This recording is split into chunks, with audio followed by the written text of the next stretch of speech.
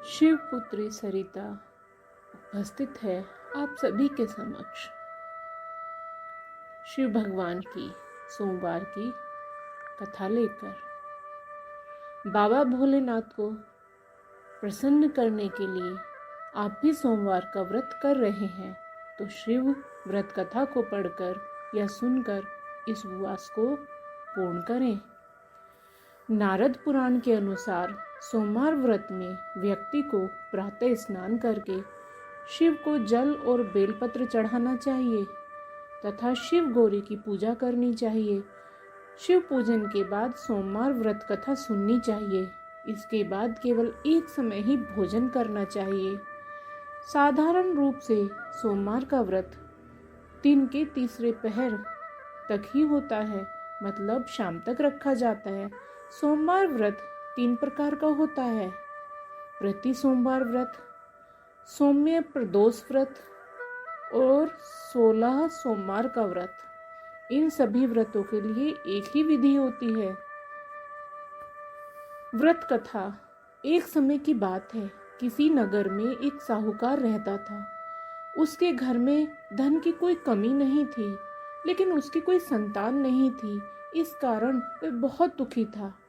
पुत्र प्राप्ति हेतु वह प्रत्येक सोमवार व्रत रखता था और पूरी श्रद्धा के साथ शिव मंदिर जाकर भगवान शिव और पार्वती जी की पूजा करता था। उसकी भक्ति देखकर एक दिन माँ पार्वती प्रसन्न हो गई और भगवान शिव से उस साहूकार की मनोकामना पूर्ण करने का आग्रह करने लगी। पार्वती जी की इच्छा सुनकर भगवान शिव ने कहा कि हे पार्वती, इस संसार में हर प्राणी को उसके कर्मों का फल मिलता है। जिसके भाग्य में जो हो उसे भोगना ही पड़ता है। लेकिन पार्वती जी ने साहूकार की भक्ति का मान रखने के लिए उसकी मनोकामना पूर्ण करने की इच्छा जताई। माता पार्वती के आग्रह पर शिव जी ने साहूकार को पुत्र प्राप्ति का वरदान तो दिया, लेकिन साथ ही यह भी कहा कि उसके बालक की आयु केवल 12 वर्ष होगी। माता पार्वती और भगवान शिव की बातचीत को साहूकार सुन रहा था। उसे ना तो इस बात की खुशी थी और ना ही दुख। वह पहले की भांति शिव जी की पूजा करता रहा। कुछ समय के बाद साहूकार के घर एक पुत्र का जन्म हुआ। जब वह बालक 11 वर्ष का हुआ तो उसे पढ़ने के लिए काशी भेज दिया गया। साहूकार ने पुत्र के मामा को बुलाकर उसे बहुत सारा धन दिया और कहा, तुम इस बालक को काशी विद्या प्राप्ति के लिए ले जाओ और मार्ग में यज्ञ कराना। जहाँ भी यज्ञ कराओ वहाँ ब्राह्मणों को भोजन कराते और दक्षिणा देते हुए जाना। दोनों मामा भांजे इसी तरह यज्ञ कराते और ब्राह्मणों को दान दक्षिणा देते काशी की ओर चल पड़े। रात में एक नगर पड़ा जहाँ नगर के राजा की कन्या का विवाह था, लेकिन जिस राजकुमार से उसका विवाह होने वाला था वह एक आंख से काना था। राजकुमार के पिता ने अपने पुत्र के काना होने की बात को छुपाने के लिए एक चाल सोची। साहूकार के पुत्र को देखकर उसके मन में एक विचार आया।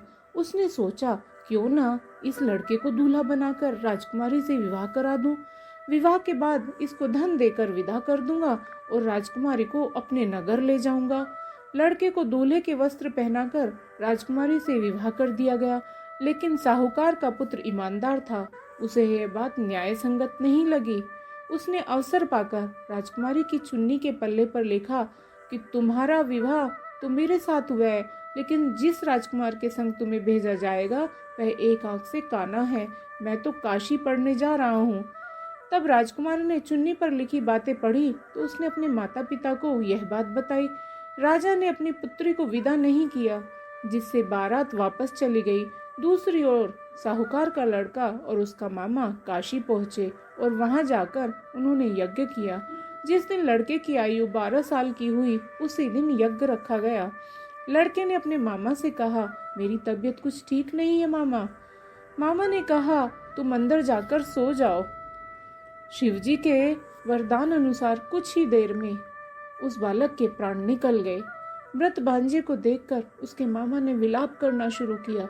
संयोगवश उसी समय शिवजी और माता पार्वती उधर से जा रहे थे। पार्वती ने भगवान से कहा, स्वामी, मुझे इसके रोने के स्वर सहन नहीं हो रहे हैं। आप इस व्यक्ति के कष्ट को अवश्य दूर करें।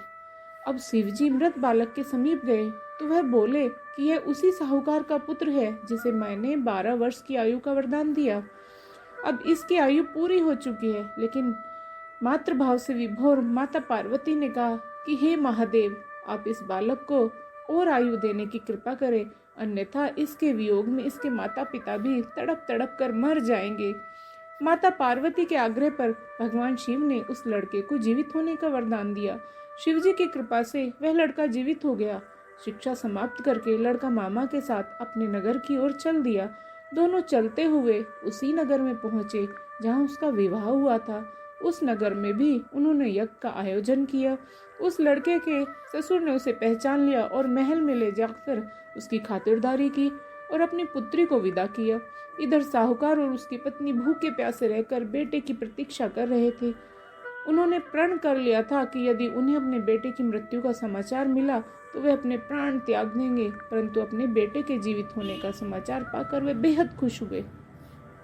उसी रात भगवान शिव ने व्यापारी के स्वप्न में आकर कहा, हे श्रेष्ठी, मैंने तेरे सोमवार के व्रत करने और व्रत कथा सुनने से प्रसन्न होकर तेरे पुत्र को लंबी आयु प्रदान की है। इसी प्रकार जो कोई सोमवार व्रत करता है या कथा सुनता है और पढ़ता है, उसके सभी दुख दूर होते हैं और समस्त मनोकामनाएं पूर्ण होती है।